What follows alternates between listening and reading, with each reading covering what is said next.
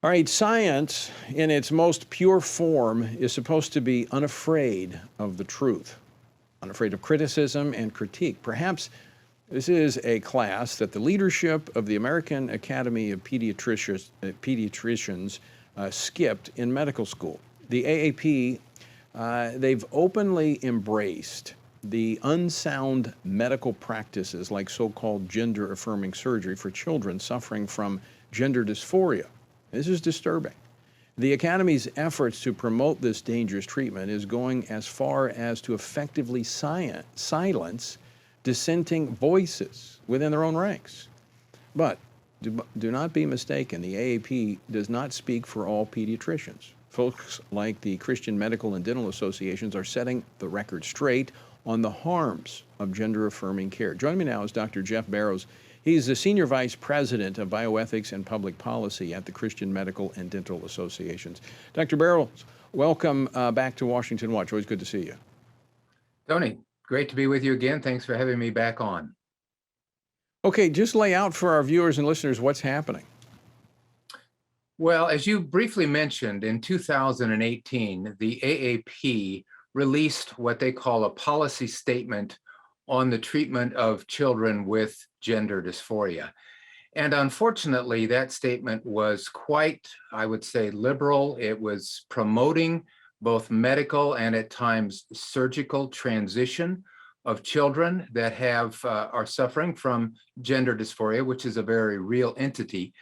And one of the policies of the AAP is that their policy statements must be renewed every 5 years or they lapse. And so since it was released in 2018, the time for it to lapse is coming up at the end of this calendar year. And so there has been some effort on the part of some of the members to introduce a resolution that would ask that the AAP, prior to renewing this 2018 resolution, would conduct an extensive review of the medical literature, the medical evidence, to really see what is the best science in regards to using medicine and puberty blockers, cross-sex hormones in these children suffering from gender dysphoria. So this is really a request very much along the lines of what the UK is doing actually right now. And it's interesting that the UK is finding that the science that they have been supporting up until now has not been all that good. So unfortunately, the AAP is suppressing these efforts by very concerned members to conduct these investigations.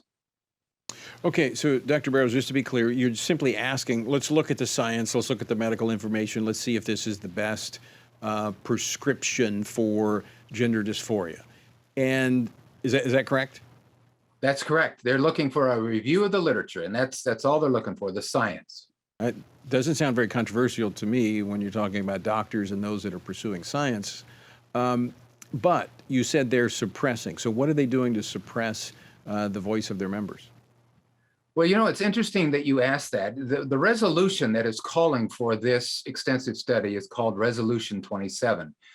But I've been in contact with many members of AAP, the pediatricians, and there is a lot of secrecy and, frankly, a lot of fear around this, which is totally unwarranted for a medical society that is looking out for what is best for their patients. And so what is happening behind the scenes, apparently, is that normally the AAP members would be able to introduce comments on these various resolutions. And there are actually 45 different resolutions dealing with a whole host of different topics that are before the AAP right now. But Resolution 27 is not an option for members to comment on. Only Resolution 28, which is in essence an update and a renewal of the current 2018 resolution, again, advancing gender transition using puberty blockers and cross-sex hormones. So it's disturbing on a number of levels. It's disturbing that members can't weigh in. It's also disturbing because there's a lot of fear among members to speak out on this, and there's a lot of secrecy happening. I mean, that's pretty blatant. If they'll take comment on everything else but this one resolution, that they're not even very subtle about this. Dr. Barrows, very quickly, remind our listeners, do we actually know how these gender treatments will affect kids as they mature into adults? Well, that's the problem, Tony. There hasn't been really good, what we call prospective studies to see the effect, first of all, of what's known as puberty blockers, because that's the first medication that would be given to a child that's just beginning to enter puberty. And the puberty blockers are very effective. They do stop the onset of puberty. The problem is when you start giving them for periods of time longer than 6 months, no one really knows the long-term impact, especially on the important concept of calcium deposition in the bones. These drugs stop that. And so what's the long-term effect of, do these children then grow up and are they able to resume the normal amount of bone density? Is there other problems? Cross-sex hormones also cause infertility.